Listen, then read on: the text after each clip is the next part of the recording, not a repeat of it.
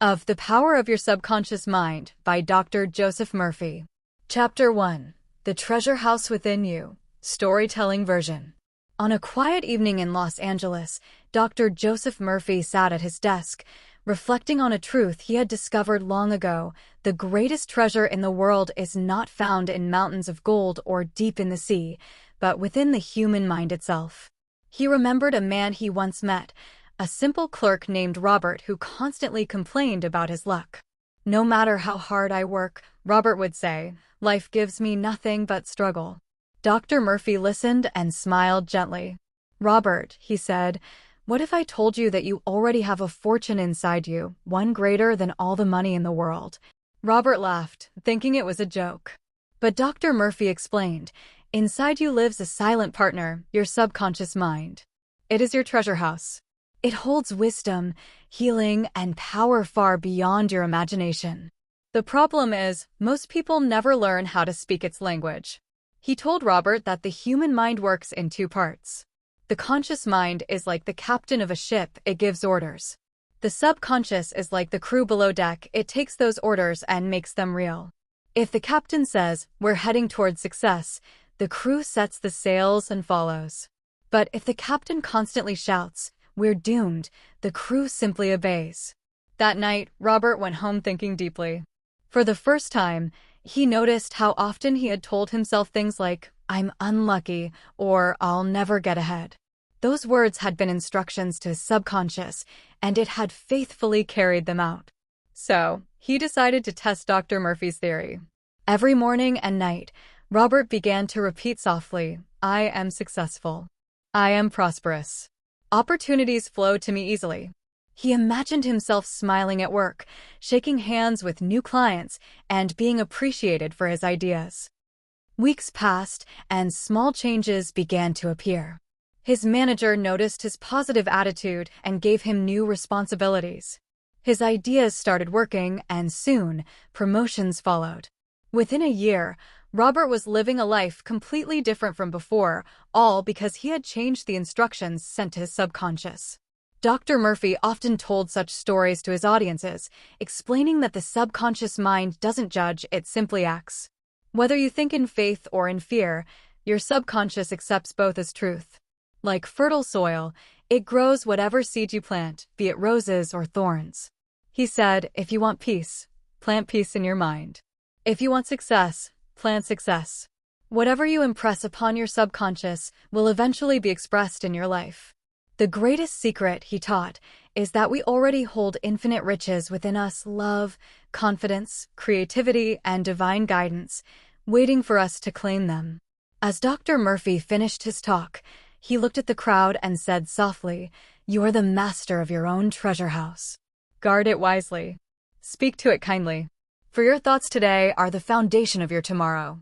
And from that day, people began to see the mind truly is the greatest treasure chest ever created. Chapter 2. How Your Mind Works. It was a bright morning when Dr. Joseph Murphy stood before a small audience in a sunlit hall. He held up a glass of water and asked, "If I drop this glass, what will happen?" "It will fall," someone answered. "Exactly," he smiled. "That's the law of gravity." "Now," he continued, "your mind has laws just as powerful, invisible, but always at work."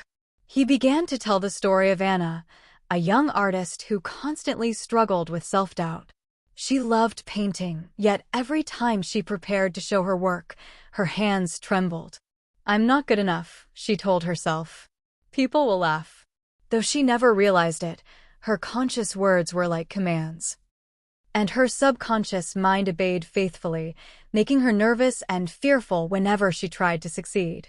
Dr. Murphy explained that the conscious mind is our thinking mind, the one that reasons, decides, and chooses. It is like a gardener planting seeds. The subconscious mind, on the other hand, is the soil, rich, deep, and ready to grow whatever is planted, whether it's a seed of hope or of fear. Your subconscious doesn't argue, he said. If you say, "I can't," it will make sure you can't. If you say, "I can," it will open doors to make it true. Anna's story changed when she met an old art teacher who believed in Dr. Murphy's teachings. The teacher asked her to practice a simple habit. Every night before sleep, She was to close her eyes and imagine standing in a gallery filled with her paintings, people admiring her work. She was to feel the joy, the pride, and the gratitude of success as if it were already real. For the first few days, it felt silly. But slowly, Anna began to notice a difference. The fear that once ruled her started to fade. She found herself painting freely, without worrying about judgment. Her subconscious mind had accepted a new picture, one of confidence and creativity, and began turning it into reality. Months later, she held her first art exhibition. It was a success. Dr. Murphy used her example to explain a truth that many overlook. The subconscious mind always takes your dominant thoughts and brings them to life. It doesn't care if they are good or bad, it just acts on what you believe most deeply.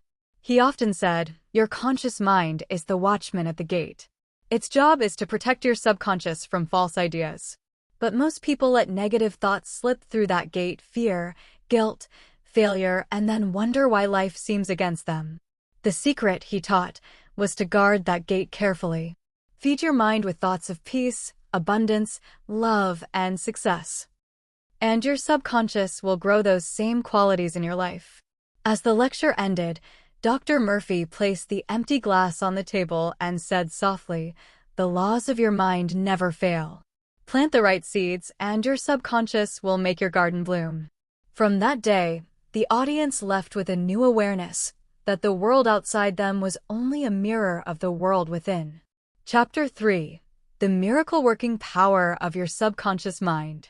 It was a chilly winter evening when Dr. Joseph Murphy received a letter from a woman named Helen, who had been struggling with a serious illness for years.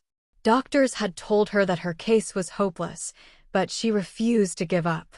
Her letter began, "I believe the healing power of God is within me, but I don't know how to use it."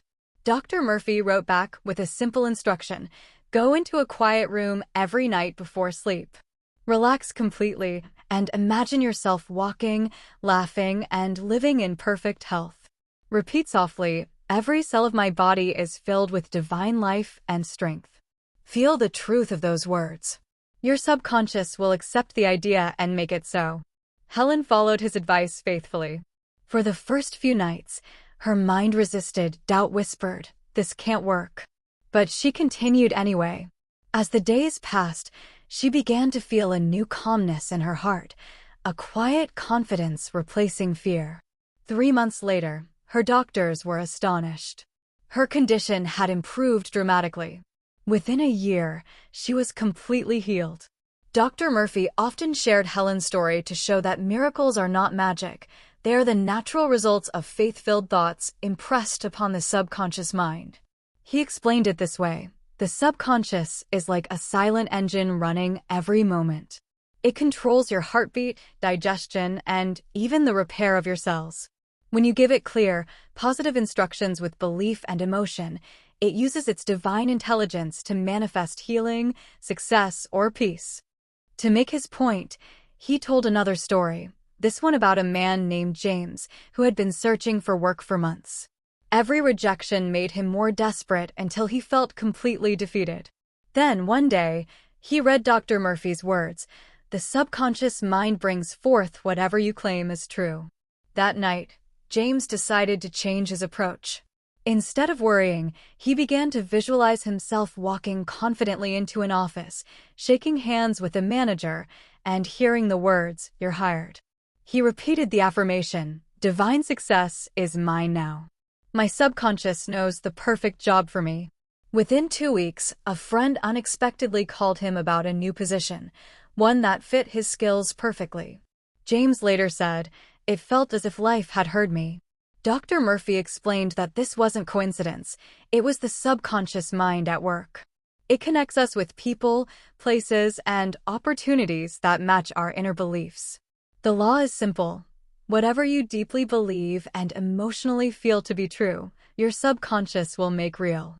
He reminded his students that the same power that heals a wound or grows a tree also moves through our minds.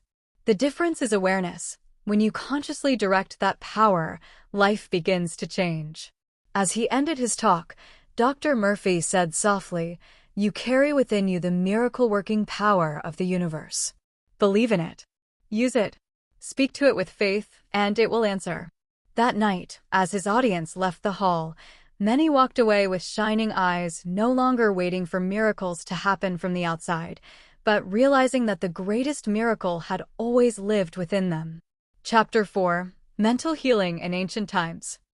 Long before modern medicine and laboratories, people believed that healing came from the gods, from mysterious powers hidden in the stars, sacred temples, or the hands of wise priests. But Dr. Joseph Murphy revealed a deeper truth. Those ancient healings were not the work of magic or superstition. They were demonstrations of the power of the subconscious mind, working through belief. He often told the story of the Temple of Serapis in ancient Egypt. People would travel from distant lands to be cured of sickness. Before entering, they would fast, pray, and prepare their hearts with faith. At night, they slept in the temple, a ritual called incubation. The priests would whisper words of healing into their ears while they slept. You are well. The divine life restores your body. By morning, many awoke healed. They believed the gods had touched them in their dreams, but in truth, it was their own subconscious minds, awakened by faith and suggestion, that produced the cure.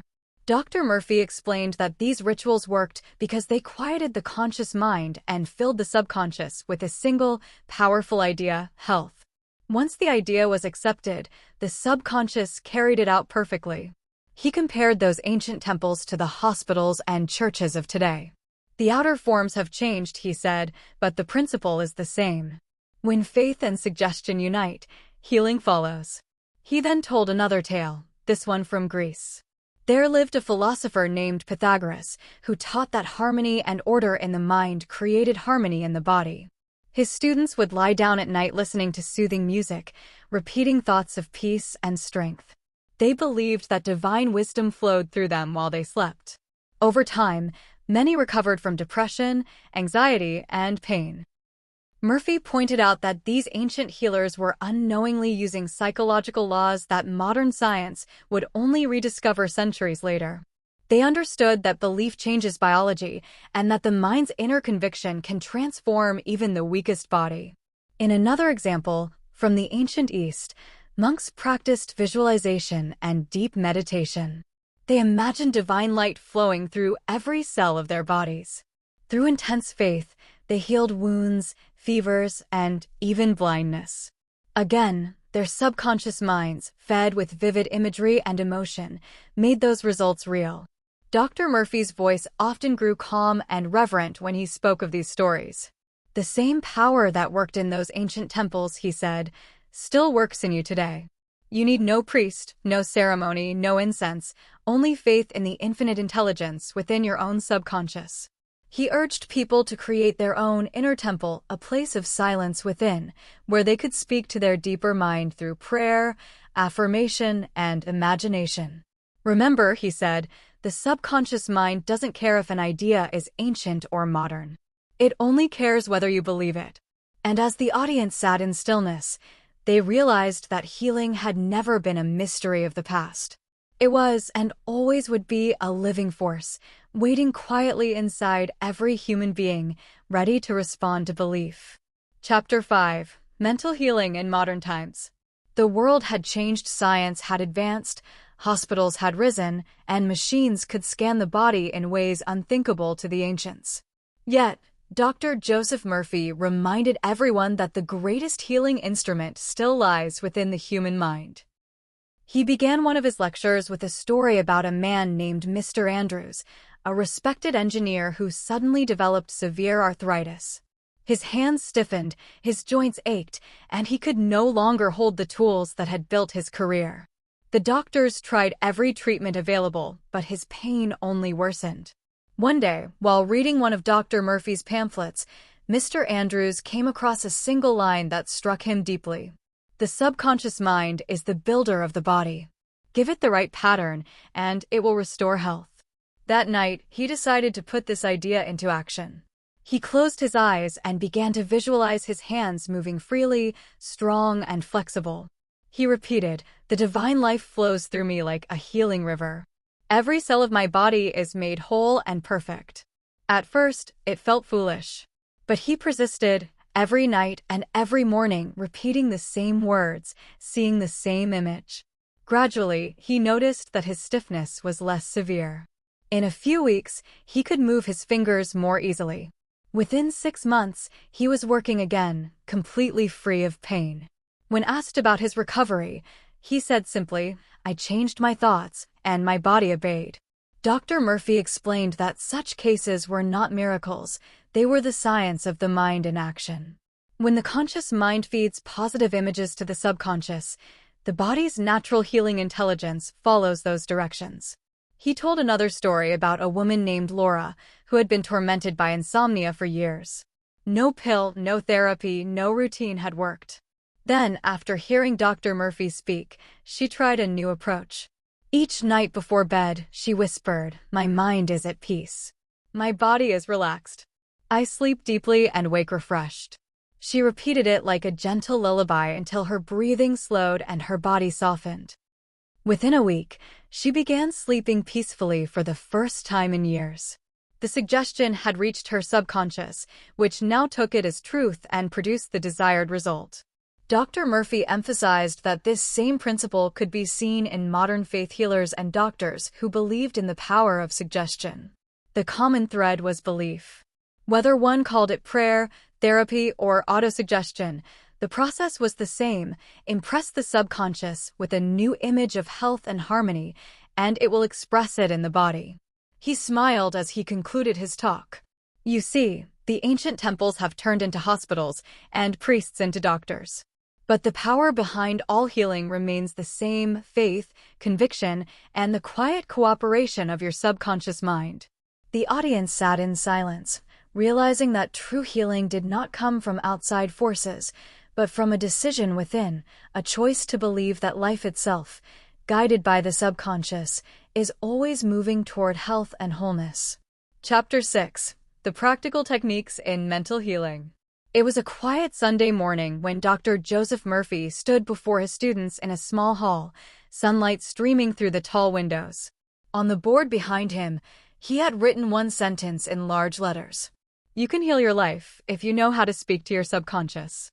He turned to the class and said, "Today, I will not only tell you that you can heal, but how you can do it." Among the audience sat Margaret, a nurse who had spent years caring for others while secretly battling her own health issues, constant fatigue, and headaches that medicine could not cure. She leaned forward as Dr. Murphy began explaining the techniques that could transform thought into healing power. "The first method," he said, "is visualization. Your subconscious mind accepts pictures more easily than words," he explained. "Imagine clearly what you desire. See yourself already in perfect health, already living the life you want." He told them about a soldier who lost his leg in war but refused to believe he was disabled. Every day, the man visualized himself walking freely, climbing stairs, dancing again. Within a year, he mastered his artificial limb so perfectly that people could hardly notice his injury. His subconscious mind had accepted his inner picture of wholeness and shaped reality around it.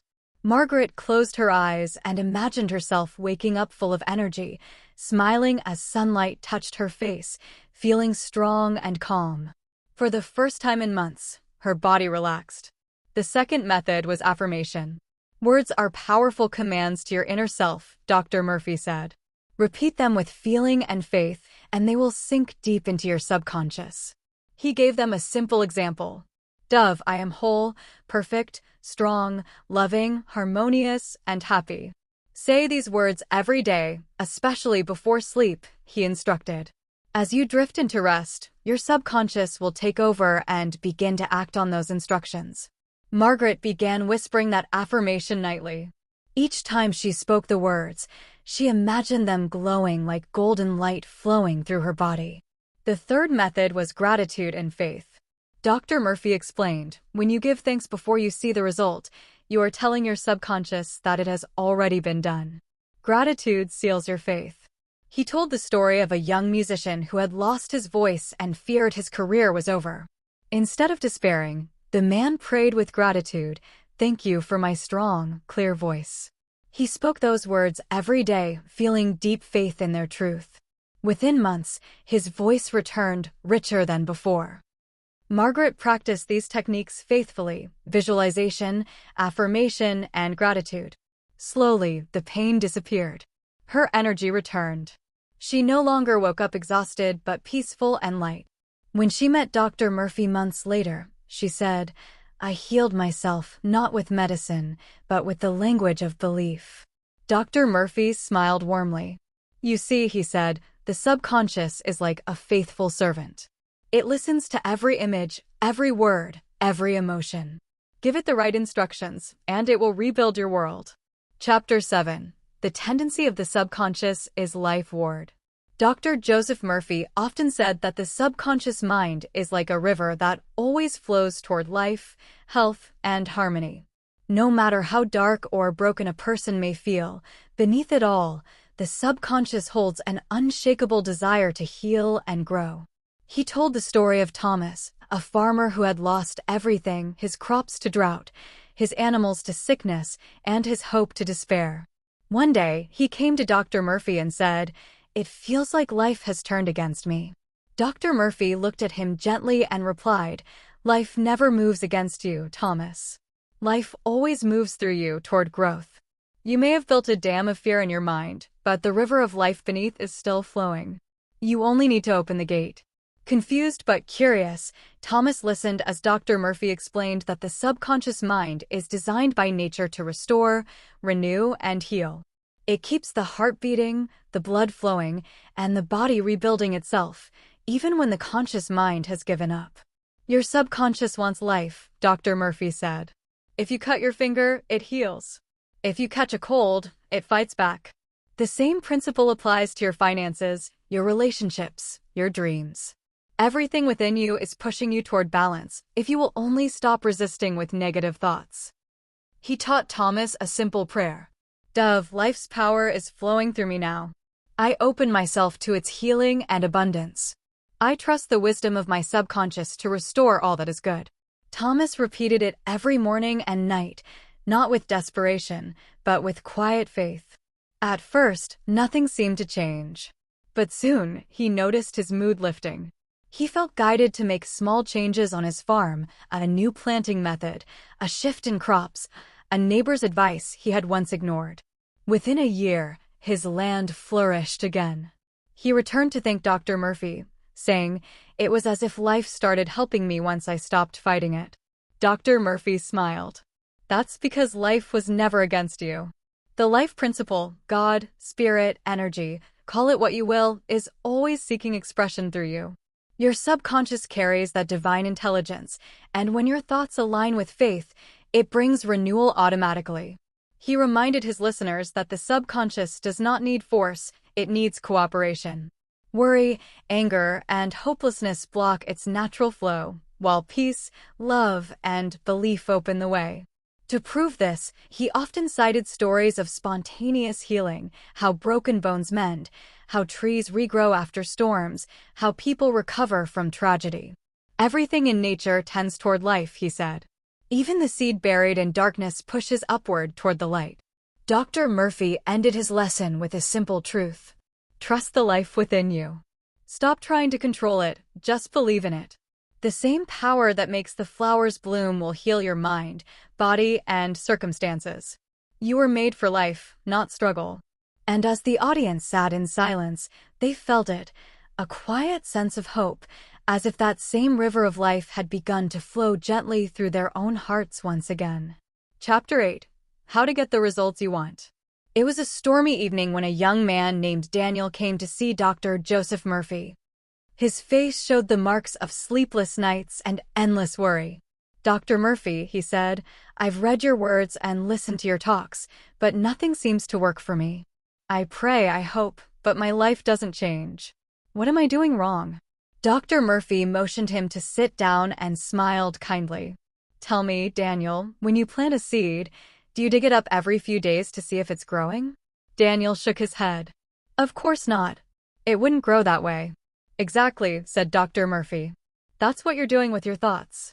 You plant an idea in your subconscious through prayer or affirmation, and then you dig it up with worry and doubt. The subconscious can't grow what the conscious mind keeps disturbing. He explained that getting the results you want from your subconscious is not about forcing it, it's about planting clearly, believing firmly, and letting go completely. He then shared a story about Evelyn, a young teacher who had long dreamed of owning her own school. Every time she saved some money, something unexpected would happen: a family expense, an emergency, or a sudden repair. Her dream always slipped further away. When she came to Dr. Murphy, he told her, "You have two minds giving opposite orders.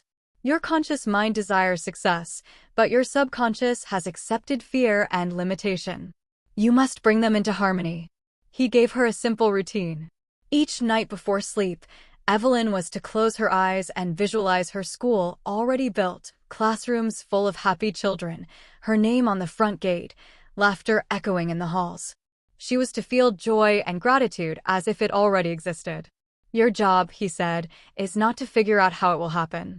Your job is to accept that it has happened in the unseen world of your subconscious. It will find the way. Evelyn practiced faithfully. Within months, unexpected help arrived, an investor who believed in her vision and offered funding. A year later, her dream school opened its doors. When she returned to thank Dr. Murphy, he said, "You see, the law always works. When your conscious desire and subconscious belief agree, the result appears." Dr. Murphy taught that there are 3 key steps to getting results. 1. Define clearly what you want. Be specific. The subconscious needs a definite image. 2. Feel it as already accomplished. Emotion is the language of the subconscious. 3. Let go and trust. Do not contradict your desire with fear or doubt. He warned that impatience and negative thinking are like weeds choking a beautiful garden. The moment you decide your goal is unreachable, your subconscious obediently makes it so. As the storm outside softened into gentle rain, Dr. Murphy said, "The universe never denies you anything. It only reflects what you truly believe." When faith replaces fear, results must follow not by chance, but by law. Daniel left that night with renewed hope. And as he began to practice faith instead of worry, the doors that once seemed locked began to open quietly, one by one. Chapter 9. How to use the power of your subconscious for wealth. Late one evening, a struggling clerk named Arthur sat in Dr. Joseph Murphy's small study. His shoulders were heavy with years of debt and disappointment. "Dr. Murphy," he said quietly, "I've worked hard all my life, but I can't seem to rise above my circumstances. No matter what I do, there's never enough." Dr. Murphy smiled with understanding. "Arthur," he said gently, "you are rich already, but you've been thinking poor. The wealth of the universe is in your mind, waiting for your permission to flow." Arthur frowned. "But how can thoughts make me wealthy?" Dr. Murphy picked up a small seed from his desk. "This seed has no money, no gold, no property. Yet within it is the pattern for an entire tree: branches, leaves, fruit, and roots. The same way, your subconscious mind holds the pattern for wealth. But it only grows what you plant with belief." He explained that poverty is a mental state, not a life sentence. Those who constantly think of lack, say, "I can't afford that," or "money never stays with me," are unknowingly commanding their subconscious to keep them in scarcity. Dr. Murphy then told Arthur the story of Helen, a widow who came to him with nothing but fear. She had lost her husband and was left with mounting bills. Every night, she repeated words of lack: "I don't know what to do. I have no one." Dr. Murphy advised her to change her inner dialogue completely. "Say this instead," he told her. "Dizzy, wealth flows to me freely and abundantly. I am guided by divine wisdom to use it wisely. Every day, opportunities for prosperity open before me." Helen repeated this new belief morning and night, even when her circumstances seemed hopeless. Within weeks, a friend offered her a part-time job in a design studio. Soon after, she started a small business of her own. Within a year, she had cleared her debts and found peace. The change, Dr. Murphy explained, was not in the world, it was in her mind.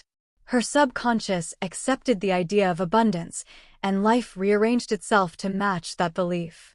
He told Arthur that to attract wealth, one must feel wealthy inside first. Gratitude is the magnet. He advised him to imagine money circulating freely, to visualize paying bills with ease, sharing with others, and thanking the divine source for endless supply. The more you bless what you have, Dr. Murphy said, the more it multiplies. The more you curse lack, the more lack multiplies. Arthur began practicing daily affirmations. Dove, I am one with the infinite riches of my subconscious mind. Money flows to me freely, endlessly, and joyfully. Weeks later, his life began to shift. An idea for a small side business grew rapidly. Opportunities appeared where before there had been none. When he returned to see Dr. Murphy, he said, smiling, it's as if life started giving back the moment I stopped feeling poor. Dr. Murphy replied softly, it always was. The treasure house is within you. The key was never missing, you had only forgotten where it was. And Arthur left, carrying not just faith, but a quiet certainty that wealth had always been his birthright, waiting patiently in the depths of his subconscious mind. Chapter 10. Your Right to be Rich. A warm breeze drifted through the window of Dr. Joseph Murphy's office as Clara, a young writer, sat nervously before him. Dr. Murphy, she began, I feel guilty wanting more money. My family always said that wealth makes people greedy, that wanting riches is wrong. Dr. Murphy smiled kindly. My dear, poverty does not make anyone holy, and abundance does not make anyone sinful. Both are states of mind, and it is your divine right to live richly in all ways. He leaned forward and continued, life is meant to express fullness, not limitation. Just as the rose was made to bloom and the river to flow, you were made to grow, to expand, to enjoy the beauty of creation. To desire abundance is to desire life itself. Clara looked puzzled. But isn't wanting wealth selfish? Dr. Murphy shook his head. Wealth in the right hands brings blessings, homes for families, education for children, comfort for the sick.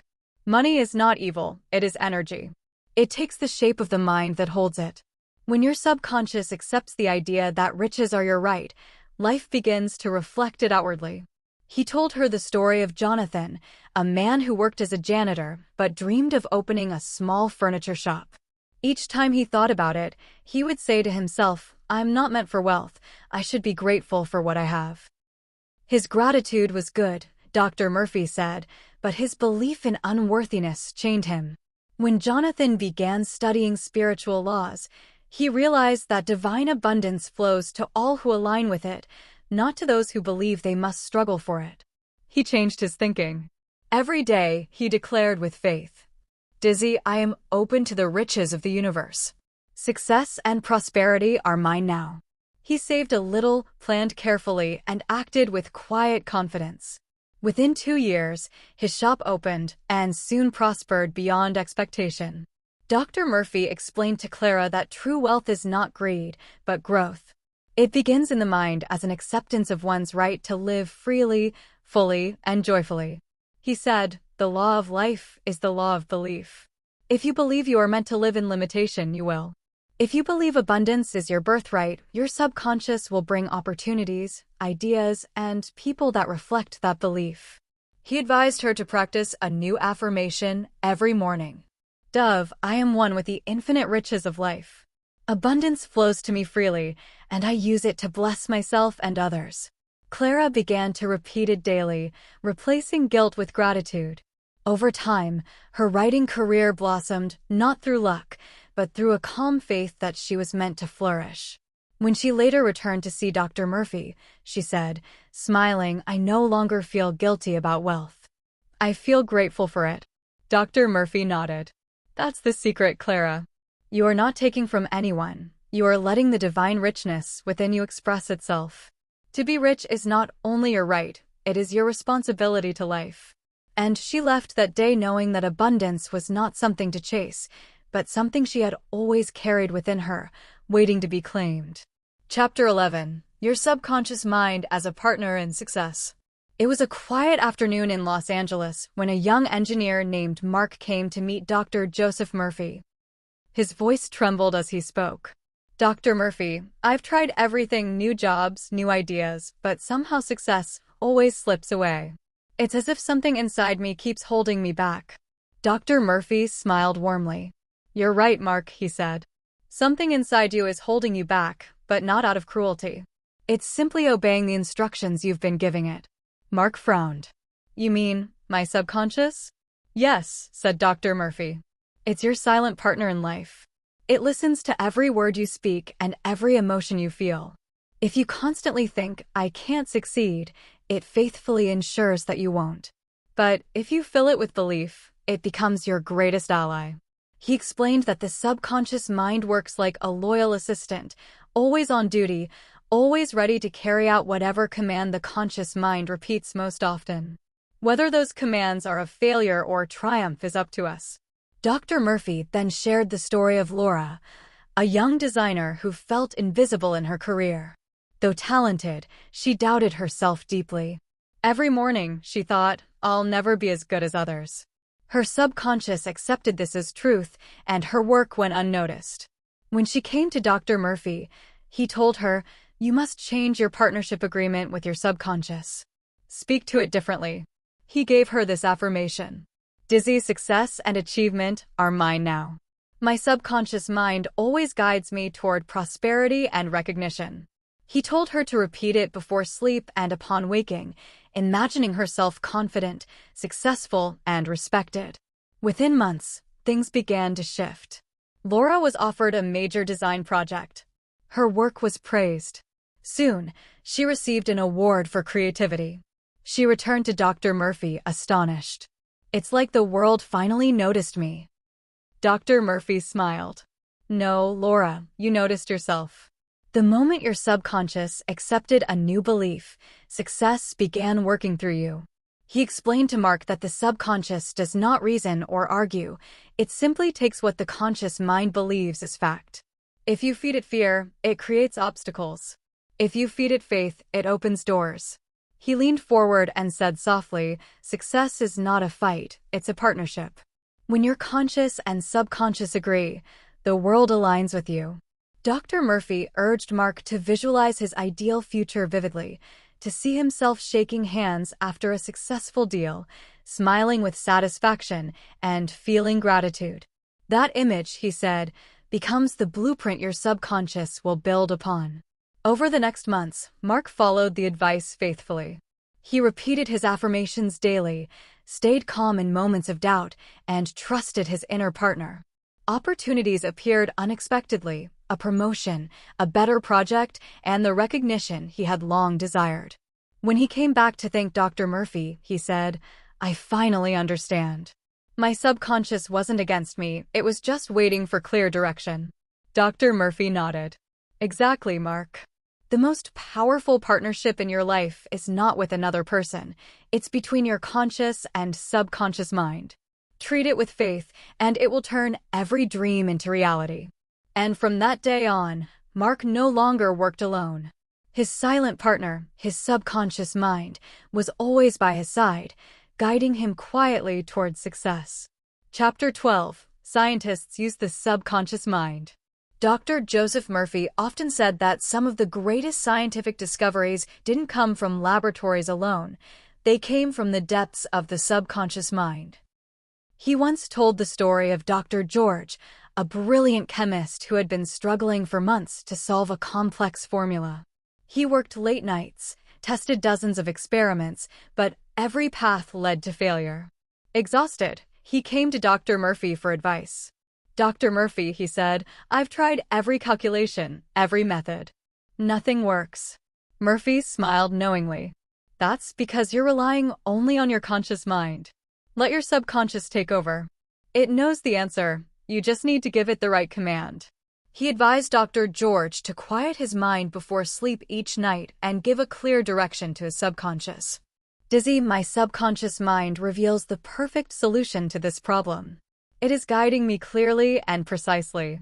Then, he was to release all worry, sleep peacefully, and trust that the answer would come. A few nights later, Dr. George awoke suddenly before dawn with a vivid image in his mind, a diagram glowing clearly before his eyes. He rushed to his lab, followed what he had seen, and to his astonishment, the formula worked perfectly. He later said, "It felt as though something beyond my reasoning handed me the solution." Dr. Murphy explained that this was no miracle. It was simply the natural law of the mind. The subconscious mind has access to infinite intelligence, a universal storehouse of wisdom that goes far beyond conscious reasoning. When the conscious mind relaxes, the subconscious can rise and present answers clearly. He shared another story, that of Elias Howe, the inventor of the sewing machine. For months, Howe had tried to design a needle that would not break the thread, but he could not find the right idea. One night, he dreamt of being chased by warriors carrying spears. Each spear had a hole near its tip. When he woke, he realized that the needle's eye should be near the point, not the top. That dream led to his historic invention. Dr. Murphy explained to his audience, the subconscious mind speaks in symbols, visions, and intuition. When you stop struggling, it whispers the answers you seek. He encouraged scientists, artists, and thinkers to trust their inner voice, that quiet moment of inspiration that often comes when the conscious mind is still. Many of history's greatest discoveries, he said, were not made through logic, but through flashes of intuition. Einstein's theory of relativity, Kekulé's discovery of the benzene ring, even Edison's inventions. Dr. Murphy taught a simple practice. 1. Define the problem clearly. 2. Feed the subconscious with faith, not worry. 3. Detach and allow the answer to surface. He concluded, the subconscious is the bridge between human intelligence and divine intelligence. When you ask sincerely and believe deeply, it will always respond, often in ways far beyond your imagination. Dr. George, the chemist, later told his students, the greatest lab I've ever worked in is within my own mind. And so, the scientists who once relied solely on intellect began to trust something far greater, the silent, brilliant, and infinite power of the subconscious mind. Chapter 13. Your Subconscious and the Wonders of Sleep. One quiet evening, a woman named Eleanor came to see Dr. Joseph Murphy. Her eyes were tired, her face pale from long, sleepless nights. Dr. Murphy, she said softly, I haven't slept properly in months. My mind races with worries about my children, my job, my future. I dread the night because I know I won't rest. Dr. Murphy looked at her kindly. Eleanor, he said, sleep is not just a physical rest, it is a spiritual renewal. When the body sleeps, the subconscious mind begins its divine work. You have been trying to sleep with your mind awake in fear. You must learn to trust your subconscious to care for you while you rest. Dr. Murphy told her a story of Charles, a businessman who once came to him with a similar problem. He was anxious about a large contract he might lose. Every night he tossed and turned, imagining failure. Dr. Murphy advised him, before sleep, say to yourself gently, I release all worries now. My subconscious mind is solving every problem in divine order. I rest in peace and wake renewed. Charles followed the advice. Within a week, his sleep returned. And one morning, he woke with a sudden, clear idea for how to save his business, an idea that worked perfectly. See, said Dr. Murphy, the subconscious is like a faithful servant. If you tell it before sleep, handle this for me while I rest, it will obey. He taught Eleanor a bedtime practice. 1. Lie still and relax every muscle. 2. Breathe deeply and slowly. 3. Repeat peaceful affirmations such as, Dove, I am calm. I am safe. My subconscious mind restores me completely. 4. Visualize yourself waking up refreshed, smiling, and full of life. He said, the few moments before sleep are sacred. That is when your subconscious is most open to suggestion. Plant seeds of peace, not fear. Eleanor followed his advice. Each night, she repeated her affirmations with quiet faith. Slowly, the anxiety that had once haunted her began to fade. She started sleeping deeply, waking refreshed and cheerful. When she returned weeks later, she said with tears of gratitude, it feels like my nights are healing me again. Dr. Murphy smiled. That's what sleep is meant for. While you rest, the intelligence of life renews your body, clears your mind, and prepares you for tomorrow. He reminded his listeners that great ideas, healing, and intuition often come in dreams because the subconscious works best when the conscious mind is silent. Never go to sleep with fear, he said. Go to sleep with faith. The power that created you will guide, heal, and strengthen you even as you dream. And as the night sky deepened outside his window, Eleanor left with a peaceful smile, ready to surrender her worries to that quiet, unseen wisdom, her own subconscious mind. Chapter 14: Your Subconscious Mind and Marital Problems. It was late afternoon when Anna, a young woman with worried eyes, visited Dr. Joseph Murphy. Dr. Murphy, she began, my husband and I can't seem to understand each other anymore. We argue, we blame, and it feels like love is slipping away. I've prayed for him to change, but nothing works. Dr. Murphy smiled gently. Anna, he said, you cannot change your husband by force or criticism. But you can change him by changing your thoughts about him. What you hold in your subconscious about your partner becomes the pattern your life follows. Anna frowned. So it's my thoughts causing this distance? Dr. Murphy nodded. In part, yes. When you constantly think of your husband as stubborn or unkind, your subconscious accepts that image and mirrors it back through your experiences. But if you see him as loving, cooperative, and kind even before he acts that way, your subconscious begins to shape your reality accordingly. He told her a story about Margaret, another woman who had once been bitter toward her husband. Every night, she mentally repeated his faults. Dr. Murphy advised her to reverse that habit. Before you sleep, he said, imagine your husband smiling at you, speaking gently. Say to yourself, my husband is loving, peaceful, and understanding. Harmony reigns between us. Margaret practiced faithfully. Within a month, the atmosphere at home transformed. Her husband, once distant, began showing affection and patience.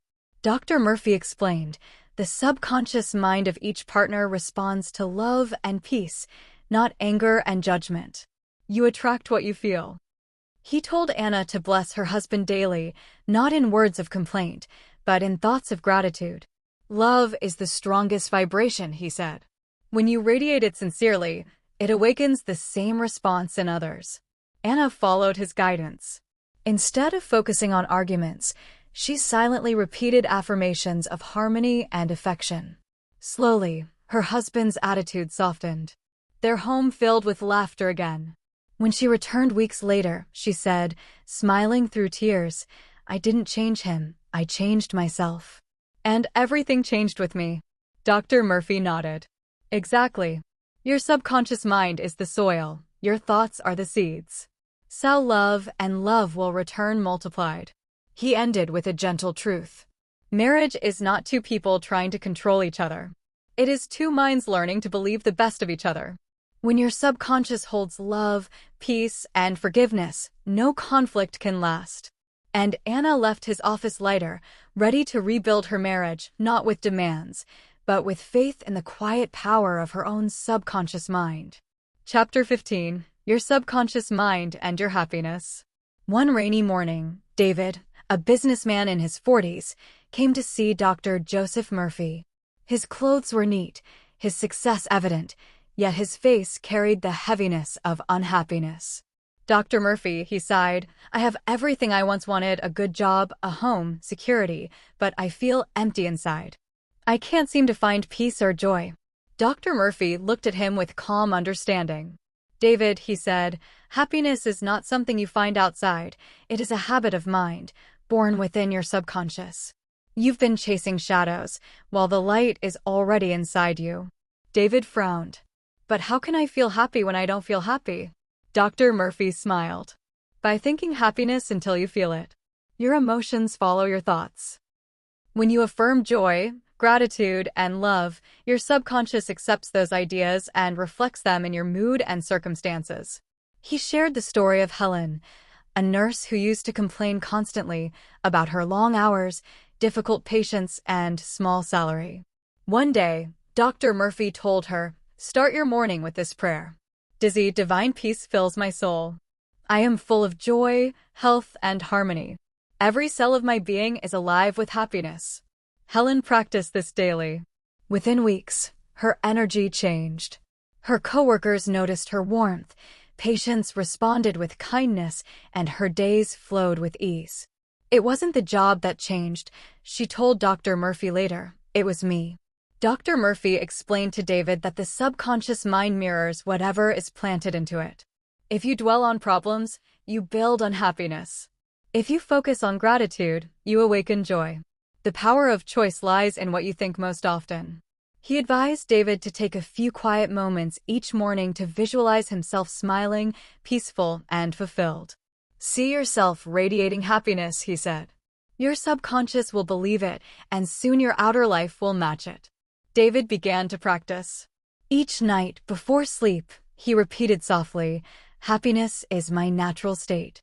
I choose peace and joy now." Slowly, his mood lifted. He laughed more, worried less, and felt guided by an inner calm he had never known. When he returned to thank Dr. Murphy, he said, "I finally understand. Happiness isn't something I get, it's something I allow." Dr. Murphy nodded. Exactly, David. The joy of life is already within you. The key is simple. Think happiness, speak happiness, live happiness, and your subconscious will make it your reality. And for the first time in years, David walked out smiling, not because life had changed, but because he had. Chapter 16: Your Subconscious Mind and Harmonious Human Relations. One evening, a young teacher named Rachel came to Dr. Joseph Murphy's office. Her voice trembled with emotion. "Dr. Murphy," she said, "I can't seem to get along with people, not at work, not with friends. It feels like everyone misunderstands me." Dr. Murphy smiled gently. "Rachel," he said, "the world around you is a mirror. What you hold in your subconscious, love or resentment, peace or irritation, reflects itself in the behavior of others. Harmony begins within." Rachel frowned. "So you mean it's not really about them?" "Exactly," said Dr. Murphy. "You cannot expect peace from others while sending out thoughts of criticism or anger. When you mentally bless those around you, your subconscious sends out vibrations of goodwill, and people feel it, even without words." He told her the story of Michael, a man who worked in an office where conflict was constant. Every day, he dreaded facing his difficult coworkers. Dr. Murphy advised him, "Before you go to work, close your eyes and affirm. Dizzy, I think, speak, and act in harmony with everyone I meet. Peace surrounds me and flows through me." Michael practiced this faithfully. He began silently blessing his colleagues, even the ones who frustrated him. Within weeks, the tension disappeared. The same coworkers who once argued with him began to cooperate kindly. Dr. Murphy explained, "The subconscious mind does not know distance. The thoughts you hold about others reach them as unseen energy. When your inner world becomes kind and forgiving, your outer world responds in kind." He taught Rachel a simple exercise. Each night before sleep, think of anyone with whom you feel conflict. Visualize them smiling, happy, and surrounded by peace. Say softly, "God's love fills their heart. We're at peace with each other." Rachel began to do this nightly. Slowly, the people who once avoided her started treating her warmly. She found herself calmer, friendlier, and surprisingly liked by all. When she returned to Dr. Murphy, she said, smiling, "It's as if everyone changed overnight." Dr. Murphy chuckled. "No, Rachel. You changed, and your subconscious changed the world around you." He concluded, "Love is the only power that truly harmonizes human relations. Think love, feel love, give love, and the law of your subconscious will return it multiplied." Rachel left his office with a light heart, realizing that peace was not something to seek from others, it was something to radiate from within. Chapter 17: How to Use Your Subconscious Mind for Forgiveness. On a quiet afternoon, Linda, a middle-aged woman with tearful eyes, came to Dr. Joseph Murphy. "Dr. Murphy," she said softly, "I can't forgive my sister. She betrayed me years ago, and I've tried everything, but the anger won't go away." Dr. Murphy listened patiently. "Tell me, Linda," he asked, "when you think of her, what do you feel?" Linda sighed. "Bitterness. Pain. I wish I could forget her." He nodded gently. "You don't really want to forget her, my dear. You want to be free. And freedom begins with forgiveness, not for her, but for your own peace." Linda frowned. "But how can I forgive someone who hurt me so deeply?" Dr. Murphy smiled. Forgiveness is not about pretending the wrong never happened. It is about releasing the negative energy that binds you. When you refuse to forgive, you chain yourself to the past. But when you let go, your subconscious opens to healing. He told her the story of Tom, a man who had been cheated by his business partner. For years, Tom's heart was full of resentment. His health declined, his sleep vanished, and his business failed. One day, Dr. Murphy taught him a simple prayer. I fully and freely forgive. I release him, and I am free. Peace and harmony reign in our hearts. Tom repeated it every night, even when he didn't mean it. After several weeks, something changed. His anger faded, his health returned, and unexpectedly, his former partner sent a letter of apology. Dr. Murphy said, Linda, forgiveness works through your subconscious mind. When you affirm peace and release resentment, your subconscious restores balance within you, and often, even your outer circumstances shift. He gave her a practice. Before sleep, close her eyes and imagine her sister surrounded by light. Say softly, I forgive her completely. I wish her joy, health, and peace. At first, Linda struggled. The words felt forced. But she persisted night after night. Gradually, her pain melted. Weeks later, she met her sister by chance at a family gathering. Instead of anger, she felt calm. They talked, cried, and embraced after years of silence. When Linda returned to Dr. Murphy, she whispered, I finally feel free. He smiled warmly. That's the miracle of the subconscious mind. When you forgive, you heal yourself and the universe echoes your peace back to you. And from that day forward, Linda's heart became her sanctuary, a place where love, not resentment, lived. Chapter 18. How your subconscious removes mental blocks. It was a crisp morning when John, a young artist, walked into Dr. Joseph Murphy's office. His shoulders were tense and his eyes tired. Dr. Murphy, he began, I used to paint with passion, but now I feel stuck. My mind is blank every time I pick up the brush. It's like I've lost my gift. Dr. Murphy studied him kindly. You haven't lost your gift, John. You've only built a wall of doubt in your own mind, a mental block. Your subconscious can remove it if you let it. John looked puzzled. A mental block? Yes, said Dr. Murphy. It's the invisible barrier created by fear, worry, or self-criticism. When you say, I can't, your subconscious obeys that command. It closes the door to creativity and success. But when you replace those thoughts with faith, that same power opens the door again. To help John understand, Dr. Murphy shared the story of Ella, a singer who lost her voice before a major performance. She wasn't ill, she was terrified of failing. Her subconscious accepted the fear, he explained. It shut down her voice to protect her from imagined humiliation. Dr. Murphy taught her to affirm, I sing beautifully. My subconscious supports me. My voice flows freely with divine ease. Within days, her voice returned, stronger than ever. He turned to John. Your creative block is the same. You must reprogram your subconscious with faith in your ability. Each morning, affirm. Dizzy infinite intelligence within me inspires and guides my art. I express beauty, confidence, and creativity freely. He also advised John to visualize himself painting effortlessly, colors flowing, joy filling his heart. The subconscious responds to vivid images. When you imagine success, you awaken the same power that once created the block, but now it works for you, not against you. John practiced faithfully. Each night before sleep, he pictured his studio bathed in light, his hands moving smoothly over the canvas. Within weeks, the creative spark returned. His next painting sold within hours of completion. He rushed back to Dr. Murphy, eyes shining. It worked. The block just disappeared. Dr. Murphy smiled. Because it was never real, John. It was only a thought, and thoughts can always be changed. The moment you believed in your inner power, your subconscious set you free. John left that day with more than renewed talent. He carried a truth that would guide him forever.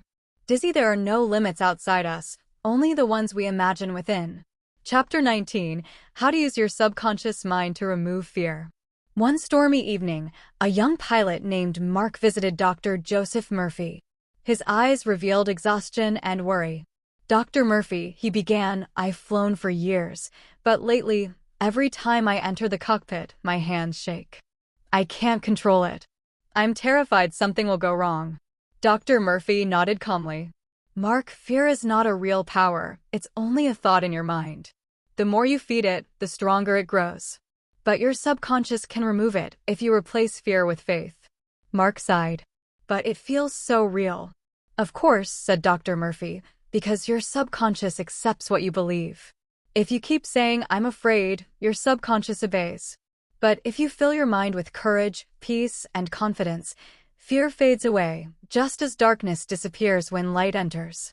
To illustrate, Dr. Murphy told him about Anna, a woman who feared crossing bridges after witnessing an accident. Her heart raced each time she approached one. Dr. Murphy advised her to repeat, "Dizzy, God's love surrounds me. I am safe and calm. The power of the divine guides every step I take." Anna practiced this daily, picturing herself crossing the bridge calmly. In 2 weeks, her fear vanished completely.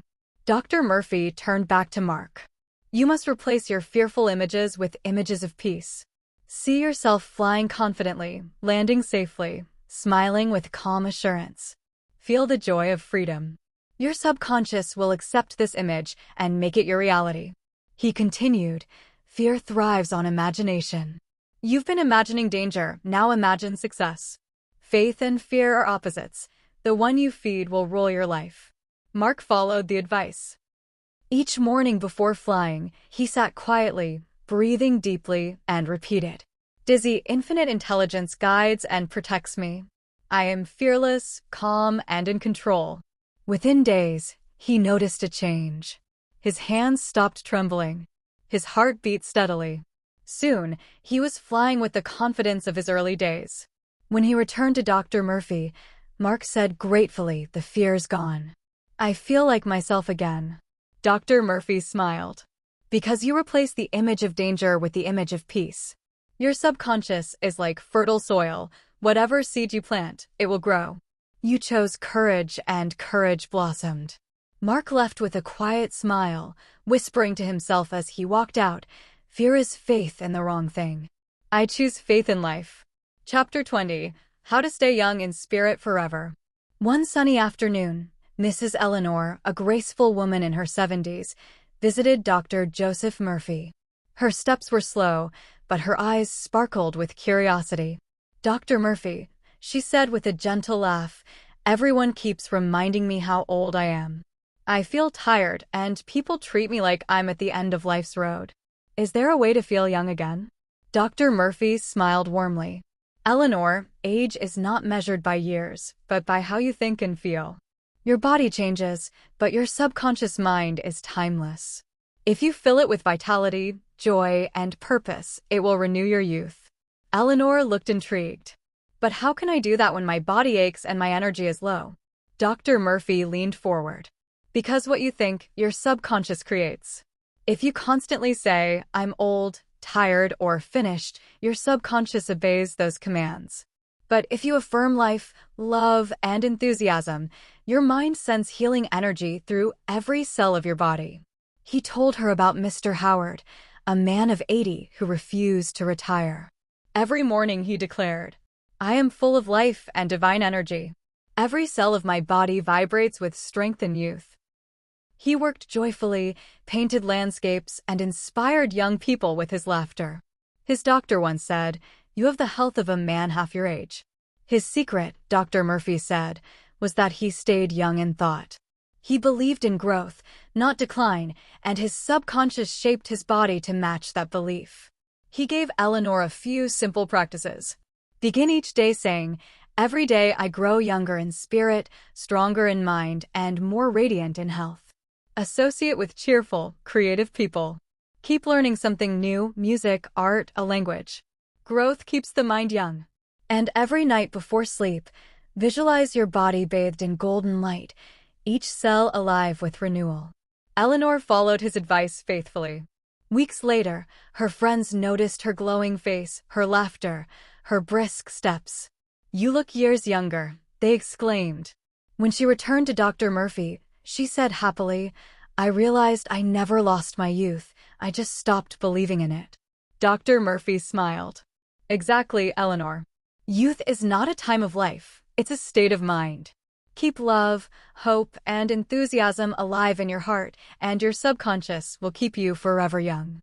Eleanor walked out radiant, whispering to herself, "My body may age, but my spirit dances forever."